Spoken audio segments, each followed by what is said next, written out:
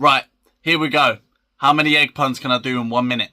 This is an excellent fight. I think it's going to be extra special. Don't worry, 12 rounds won't be too exhausting. I wonder who will celebrate in the end. It will be extremely good to watch Conor Benn flatline CHRIS EUBANK Jr. Please don't ignore me. This pun business is just something I'm extremely good at. You could almost call me extraordinary, because you know, dabs, I don't step on no eggshells. I really do crack me up. Back to the fight. I'm expecting a knockout and an exciting fight. Hello and what is happening, ladies and gentlemen? Your boy Dabs here, and today I'm going to be giving you my prediction for Conor Benn versus CHRIS EUBANK Jr.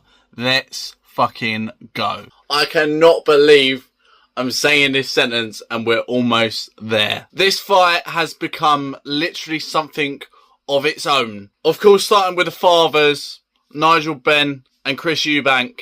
But these two hate each other on their own terms now. CHRIS EUBANK hating Benn because of the weight drain in the previous fight and his cheating allegations. Conor hating CHRIS EUBANK and his actions, the way he talks and the way he is. He literally thinks he's nothing but an idiot. No appreciation, he's an idiot. That's it there, he's just an idiot. That's what sells. You know, he's an idiot. And I've said it about 5 times in about 10 seconds. That's because I genuinely what I think of it. As well as the family drama on top of that. This fight is speed versus power, size versus brawn, and ultimately, and most importantly, bragging rights. This fight should never have happened, and under any other circumstance, I'd be like, I'm not even commentating on it. I don't really care. But this fight, everybody knows about, and it's almost captured everybody in the world's attention. Like, can you just imagine, on the day when they get in the ring, the ref pulls aside, they touch gloves, which they probably won't even do.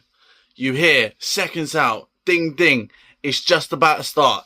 And you actually see the very first seconds of them engaging.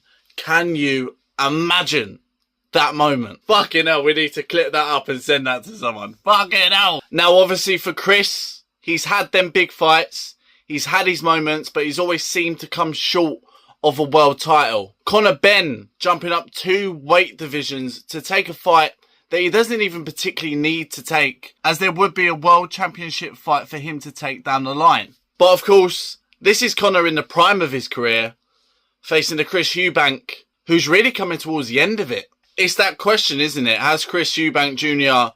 done enough to cement a legacy in his own right? Or is it still off the back of his father's? Has he ever really reached the pinnacle ever? Versus someone who is kind of in the middle of it, who can take this fight now and then go on to bigger, better things like actual accolades. But then, of course, it all comes back to what I mentioned earlier.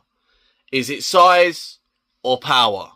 If you're a betting man, you bet on CHRIS EUBANK Jr. because he is the bigger man. And if he can drag Conor into the later half of the fight, it's probably his to lose. If you're backing Conor Benn, you want to bet from 1 to 6. Because while he's still live, energetic, and still has that punch power, that will be his best chance of getting him out of there. But either way, I don't think any of them are coming to mess about. I don't think you'll see no feeling out process. I think we're straight down to a barnstorm. And honestly, I reckon someone can get knocked out. And my prediction, it actually hurts me to say, but I think CHRIS EUBANK will win this fight. And I think he'll do him on points. I just can't see it going any other way. I just think as soon as he can't get past 6, what then? Now, I'm not saying he doesn't have the strength and the stamina to go into the later half of the fight.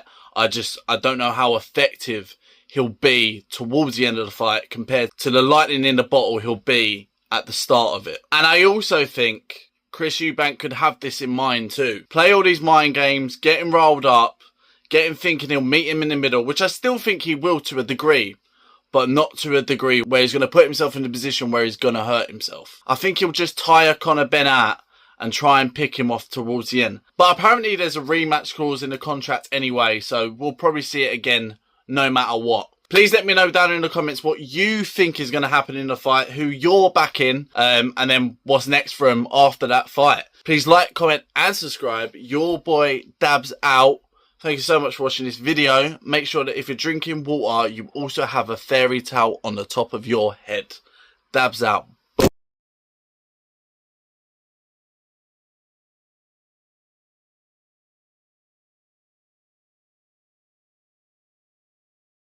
Like, can you just imagine, on the day when they get in the ring, the ref pulls inside, they touch gloves, which they probably won't even do. You hear, seconds out, ding ding, it's just about to start. And you actually see the very first seconds of them engaging. Can you imagine that moment?